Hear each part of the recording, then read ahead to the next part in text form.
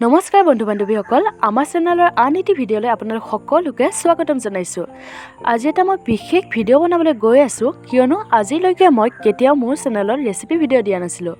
আজি মই আপোনালোকৰ সৈতে কেক ৰেচিপি ভিডিঅ' শ্বেয়াৰ কৰিম। এই ভিডিঅ'টো বিশেষকৈ সেইসকলৰ বাবে যিসকলে নতুনকৈ কেক বনাবলৈ শিকি আছে। মইনো কেনেদৰে এটা ধুনীয়া স্পঞ্জি কেক পাবলৈ সক্ষম হ'লোঁ আৰু আপোনালোকেনো কেনেদৰে বনালে এটা স্পঞ্জি কেক পাব জানিবলৈ এই ভিডিঅ'টো শেষলৈকে চাব। অকণমানো স্কিপ নকৰাকৈ যেতিয়া আপোনালোকে এই ভিডিঅ'টো চাব আৰু আপোনালোকে নিশ্চয় মোৰ দৰে এটা ধুনীয়া কেক বনাবলৈ পাৰিব। আপোনালোকে দেখিছেই মই বেটাৰখিনি বনাবলৈ এটা ষ্টীলৰ পাত্ৰ লৈছোঁ আৰু মই 2টা কণী ব্যৱহাৰ কৰিছোঁ কেকটো বনাবলৈ। আপোনালোকে যদি ইচ্ছা কৰে তেনেহ'লে 3টাও দিব পাৰে, নহ'লে এটাও দিব পাৰে আৰু কেতিয়াবা আপোনালোকে কণী নিদিয়াকৈ বনাব পাৰে। আজি মই কেকটো কণী দিয়াকৈ বনাই দেখুৱাম আপোনালোকক।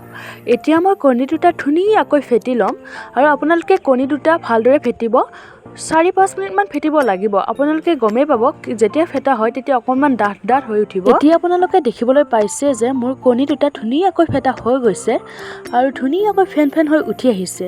আৰু যেতিয়া আপোনালোকে কণী ফেটিব আৰু তেতিয়া যদিহে এনেকুৱা হয় দেখিবলৈ লগতে ধুনীয়াকৈ ফেন হৈ উঠি আহে, তেনেহ'লে আপোনালোকে গম পাব যে আপোনালোকে পাৰফেক্টভাৱে কণীকেইটা ফেটিবলৈ পাৰিছে।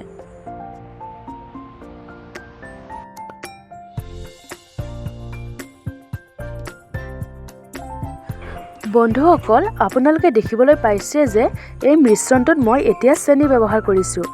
ইয়াত মই এটা মেজাৰিং কাপেৰে আধা কাপতকৈ অলপমান বেছি চেনি ব্যৱহাৰ কৰিছোঁ। ইয়াত মই চেনিৰ পাউডাৰটো ব্যৱহাৰ কৰিছোঁ। যদিহে আপোনালোকে বিচাৰে তেনেহ'লে গুড়ি চেনিৰ ঠাইত আপোনালোকে গোটা চেনিও ব্যৱহাৰ কৰিব পাৰে। ইয়াত কোনো ধৰণৰ প্ৰভাৱ নপৰে। আপোনালোকে দেখিবলৈ পালেই যে মই গোটেইখিনি চেনি একেলগে ব্যৱহাৰ কৰিছোঁ।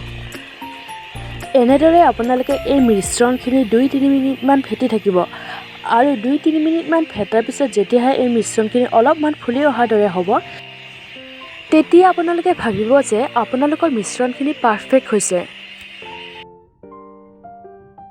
আপোনালোকে দেখিবলৈ পাইছে যে মিশ্ৰণখিনি এটা ধুনীয়া কালাৰ লৈছে আৰু লগতে অলপমান গোটা হ'বলৈ ধৰিছে আৰু ধুনীয়াকৈ ফুলি আহিছে।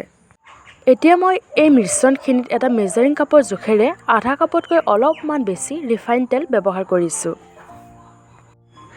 বন্ধুসকল, এতিয়া এই মিশ্ৰণখিনি প্ৰায় 1 মিনিটমান ফেটি ল'ব লাগিব আৰু যেতিয়া এই মিশ্ৰণখিনি ধুনীয়াকৈ ফুলি আহিব লগতে অলপমান গোটা হোৱা যেন অনুভৱ কৰিব, তেতিয়াই ভাবিব যে আপোনালোকে আকৌ এবাৰ পাৰফেক্ট মিশ্ৰণ এটা পালে। এতিয়া মই এই মিশ্ৰণখিনিত প্ৰায় 1 কাপমান ময়দা ব্যৱহাৰ কৰিছোঁ আৰু আপোনালোকে যদি ইচ্ছা কৰে তেনেহ'লে আটাও ব্যৱহাৰ কৰিব পাৰিব, নহ'লে পিঠাগুড়িও ব্যৱহাৰ কৰিব পাৰিব। যেতিয়া আমি ইয়াতে ময়দা বা আটা ব্যৱহাৰ কৰোঁ তেতিয়া এইখিনি ভালদৰে চালি ল'ব লাগে। যেতিয়া আমি এইখিনি চালি লওঁ তেতিয়াহ'লে কেকটো ভালদৰে স্পঞ্জি হৈ ফুলি আহে আৰু যদি আমি নাচালাকৈ ৰাখি দিওঁ তেতিয়াহ'লে এইবোৰ গোটা হৈয়ে থাকে আৰু কেকটো যেতিয়া নেকি বনাওঁ আমি সেইবোৰ ভিতৰৰ ফালে সিজি নাহে। এতিয়া মই ইয়াতে অলপমান বেকিং পাউডাৰ ব্যৱহাৰ কৰিছোঁ আৰু অলপমান বেকিং চ'ডা ব্যৱহাৰ কৰিছোঁ। এতিয়া মই গোটেইখিনি মিশ্ৰণ একেলগে অলপমান লাহেকৈ ফেটি ল'ম আৰু ইয়াত যিবোৰ কাষত লাগি আছে মই এতিয়াই সেইখিনি একেলগ কৰি নলওঁ। এইখিনি যেতিয়া ফেটা হ'ব মই সেইখিনি হাতেৰে একেলগ কৰি দিম।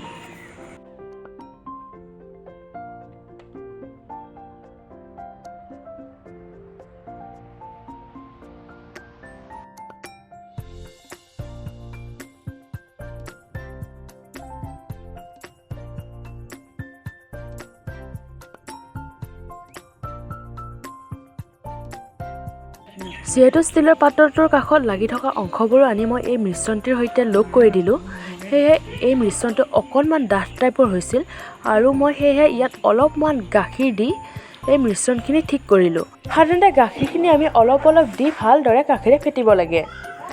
কেকটো বনাবৰ বাবে মই এটা ধুনীয়া কেক বনোৱা ঘূৰণীয়া আকৃতিৰ পাত্ৰ এটা লৈছোঁ, লগতে এখন বগা কাগজ লৈছোঁ। এতিয়া কাগজটোৰ লগতে বাতিটো ধুনীয়াকৈ ৰিফাইন তেলেৰে আমি লগাই ল'ম চাৰিওচাইডে, যাতে কেকটো হোৱাৰ পিছত ধুনীয়াকৈ এৰি আহে।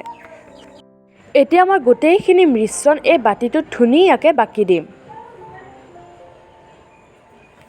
এই বেটাৰখিনি দিয়াৰ পিছত এইটো অকণমান ছাইডৰ পৰা ঢকৰিয়াই দিব যাতে ইয়াত থকা এয়াৰ বাবলছবিলাক ওলাই যায়।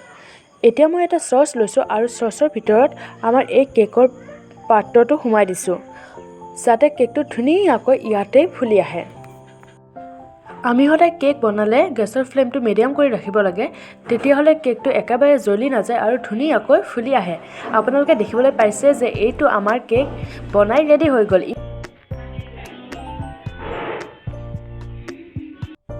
বন্ধুসকল, কেকটো যেনেকৈ দেখিবলৈ ধুনীয়া হৈছে ঠিক তেনেদৰে খাবলৈ বহুত ধুনীয়া হৈছে। ভালদৰে ৰিফাইন তেল লগাই লোৱাৰ বাবে ইয়াৰ কাগজখন ধুনীয়াকৈ এৰি আহিছে আৰু কেকটো অকণমানো ভঙা চিঙা হোৱা নাই।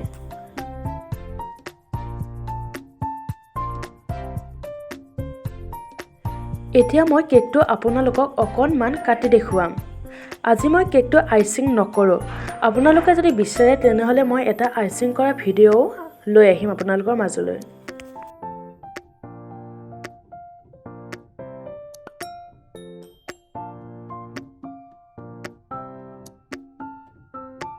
দেখিছেনে আপোনালোকে কেকটো ইমান যে স্পঞ্জি হৈছে। বন্ধুসকল, কেনেদৰেনো এটা ধুনীয়া স্পঞ্জি কেক পাব পাৰি মই আপোনালোকৰ সৈতে শ্বেয়াৰ কৰিলোঁ। যদিহে ভিডিঅ'টো চাই ভাল পালে তেনেহ'লে লাইক কৰিব, কমেণ্ট দিব আৰু বন্ধুবৰ্গৰ সৈতে শ্বেয়াৰ কৰি দিব। আৰু চেনেলটো যদিহে ছাবস্ক্ৰাইব কৰা নাই তেনেহ'লে ছাবস্ক্ৰাইব কৰি ল'ব। Bye bye.